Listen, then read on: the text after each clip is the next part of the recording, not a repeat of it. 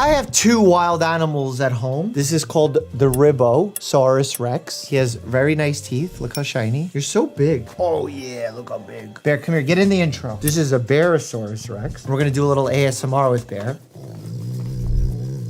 Would you ever attack me? Be honest. The wild animals are fighting. Hey, let's look at real animal attacks. We'll talk about how to survive them too. At 16, Jackson Jordan is hunting deer in his native Georgia woods when he is ambushed and mauled by a pack of vicious coyotes. Do coyotes attack humans, or are these rabid coyotes? I know every animal has a slightly different proclivity, that's a good word, for attacking humans. He has gotten off a single shot and scared off a pair of the coyotes. Oh, wow.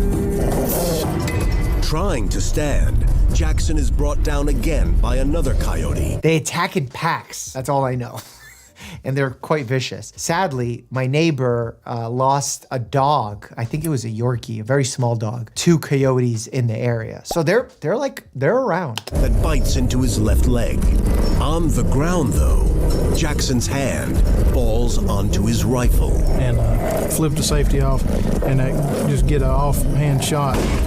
On my left leg, it made 4 puncture wounds. Puncture wounds are some of the most problematic types of injuries because of the depth in which the bacteria gets trapped. That bacteria has nowhere to go other than spread throughout the tissue, which leads to deeper, more problematic infections that are not easily resolvable, usually requiring IV antibiotics, sometimes incision and drainage due to abscess formation. And if it spreads, it could spread to not just the superficial skin tissue, but deeper into the joints, into the bones even. They put several shots around the puncture wounds in my right arm. What it looks like they're demonstrating here is irrigation, and irrigating with normal saline like that, or just saline in general, is the right move to do. If you have iodine, I guess you could do it as well, but just soap water, saline rinse, that's the way to irrigate these types of wounds. And the earlier you do the irrigation, the better infection control you have. Once that was finished, they put 2 large shots into each hip. Oh, this is a rabies protocol. What they're doing is basically treating him as a rabies PEP case, post-exposure prophylaxis, where we give several things: the rabies vaccine and human rabies immune globulin, in order to decrease the likelihood that the rabies virus actually inflicts terrible damage to the human, because untreated rabies is fatal. Not somewhat fatal, fatal. 100% fatal. Pain of the shots is like the stings of scores of angry wasps, but there is no alternative.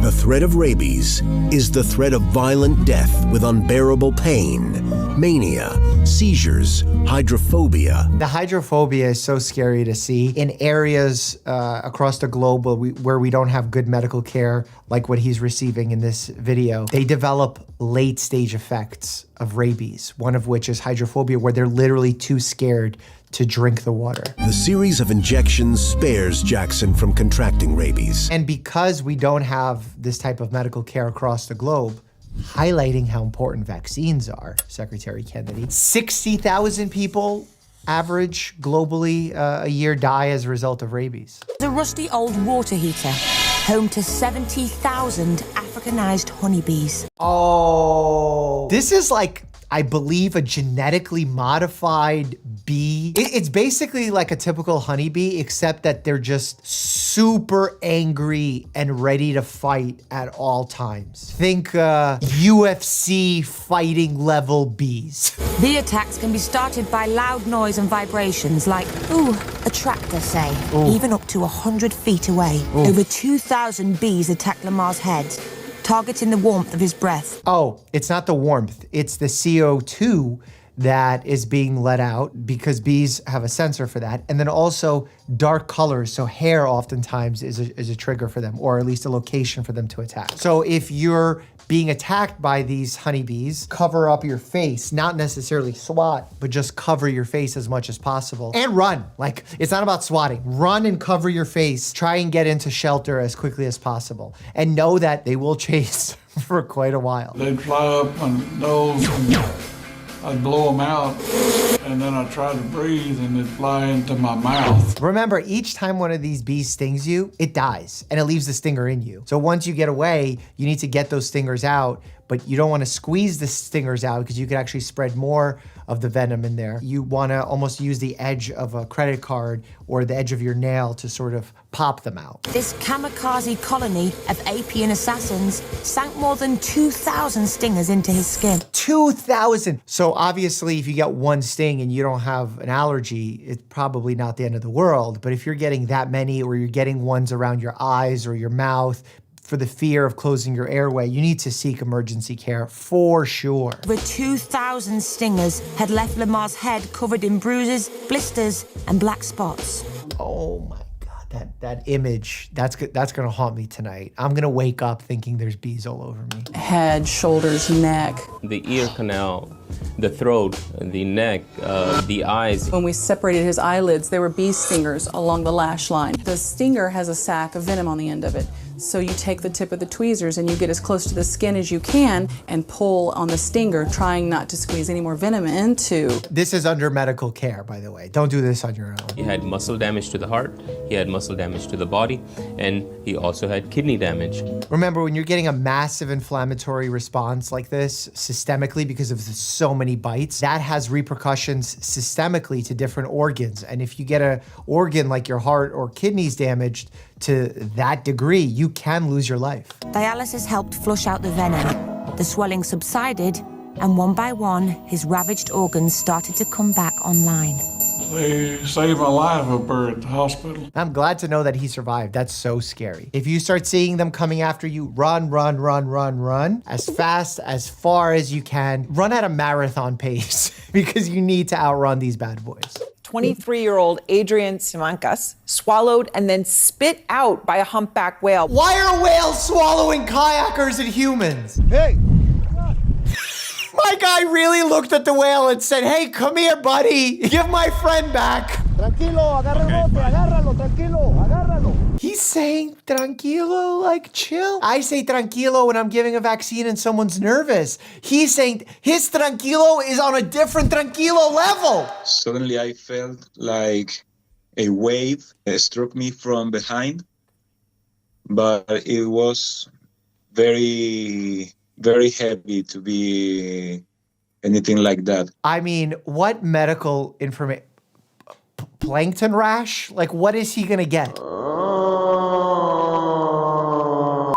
At first, I thought that I would die because there's nothing I can do. Can a whale fully swallow a human? Like, does it have the capacity to swallow all the way? Like, could he have lived in its digestive tract? You ain't got the answers. I'm asking you You a ain't been question. doing the education. Does this change in any way? You're going to go back out and kayak there?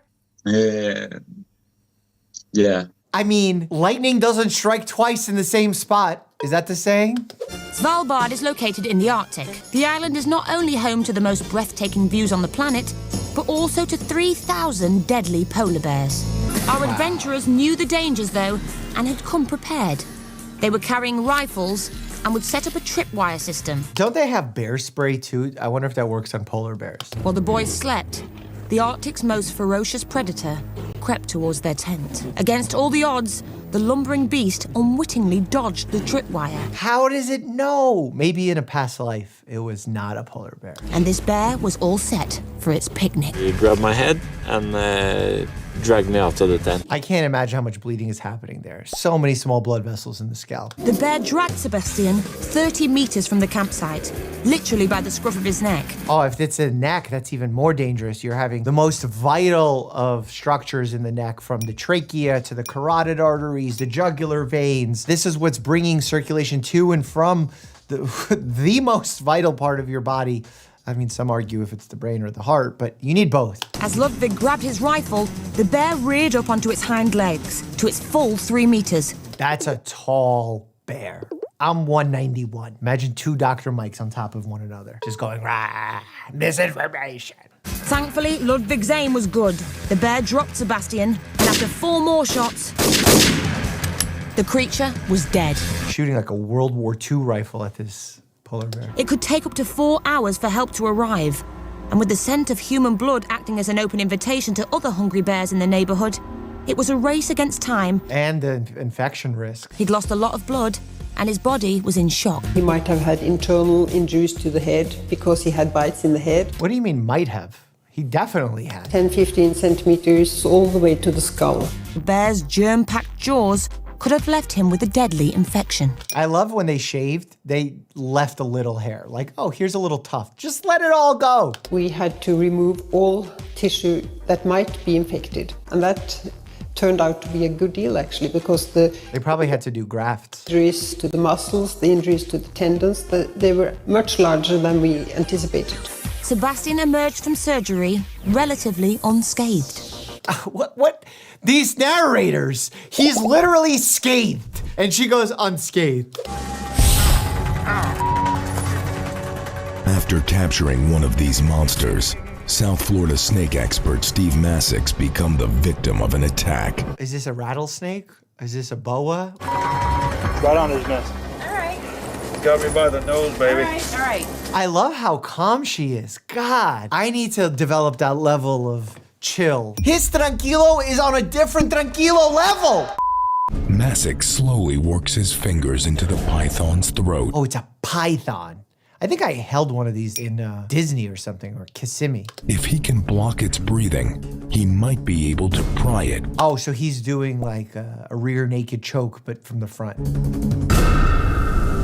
Ooh, those do look like super, I don't know if it's venomous, but it's from a bite perspective. Scarring, maybe some help from plastics, but shouldn't be terrible. Again, maybe some salmonella prevention. You know, my hands were still down in there and the teeth were curved into my fingers. Is there any teeth in my face? Just hold for a second. I'm gonna try and wipe you off. All right. Okay, relax. What are they doing? The cranberry juice. Cranberry juice? It's not a UTI, buddy. And I guess being that it's a different flavor and a different taste, it didn't like it, and it was cold too. I love how she knew exactly. She's like, let me get my little concoction that snakes don't like. Here's a little cocktail juice. Let's see if I can show you a little bit more about how... That doesn't look like a snake. That looks like a gator snake. A snake and a gator had a baby. So now you can see quite a lot of the snake's bulk has gone straight around my neck. Around here is where my windpipe is. Your windpipe is of least importance to me. Your carotids that are much more easily compressed, that's the concern. Also, the jugular vein that allows blood to drain from your brain and skull are there as well, and they're thinner, so they're even easier to compress. And as a result, you can create a pressure discrepancy where pressure starts building up in the brain because the blood flow needs to circulate in and out. And that's how this magnificent... I love how the people filming this don't give two shits. The amazing thing that happens next is that the boa constrictor will actually start to swallow its prey whole. Oh. Yo, this guy's so tough. Yeah, it's amazing how strong it is. Please tell me he gets it off. Below the video on YouTube, it says no presenters were harmed in the making of this video. Oh my God. It began when Mom Taylor Rogers made an illegal turn onto the school grounds to drop off her son. She's stopped by the Santa Fe, Texas Chief of Police. There's no left turns, ma'am.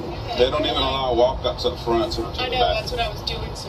Going this way. She drives off, but moments later, Chief Espinoza learns that she's driving in reverse at the drop-off area. What is the animal that is involved in this situation? Y'all are scaring me! He takes her down, and that's when she literally comes face to face with the fire ants. Oh my God. Oh my God. Fire ants don't just bite. They bite, hold on, and sting over and over and oh. Photos show the extent of the painful bites. And you don't want to pop those little pustules because then they can get infected. Because technically inside I think they're sterile. It was approximately 13 seconds where I informed the officers, pick her up and put her in a patrol car. So at that time when they tried, she became non-compliant again and they had to restrain her again. She would have been lifted up off the ground much sooner if she would have just complied with instructions. Was she under the influence driving backwards in a school zone? This was like a criminal scene turned animal attack scene like this.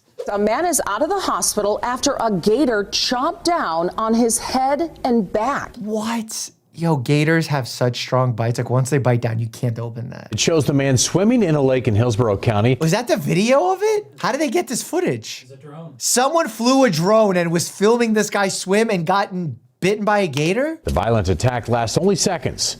Defeat says he actually put his hands in the mouth of the gator to get the beast to let go. The bite crushed his skull. Wow, to crush a human skull.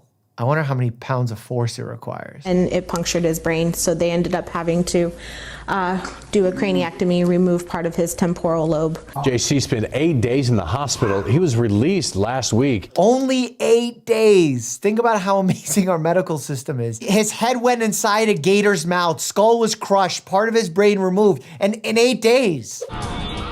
Oh no. Started miraculously. This sport just feels inherently deadly. I wouldn't even say dangerous, deadly. Then, a half second before victory, absolute horror. It feels like there's gotta be a better mechanism than dudes running around in bright colored outfits to distract the animal. Shorty bucks back and slams his horn into Chris's head. Oh, that's gonna be a concussion, brain bleed potentially. As for what saved his life, it was a standard piece of bull riding gear, his vest. The inside is made of a high-density yet flexible sports foam. This is like what knights used to wear in order to protect themselves from getting, not javelin, what's the jousted? Thanks to his vest, Chris was not even seriously hurt. Come on. Come on. If he wasn't, I'm so happy, but come on, tough to believe. My friend Pam and I tested all sorts of dog products on Ribbon Bear. Click here to check that out, and as always, stay happy and healthy.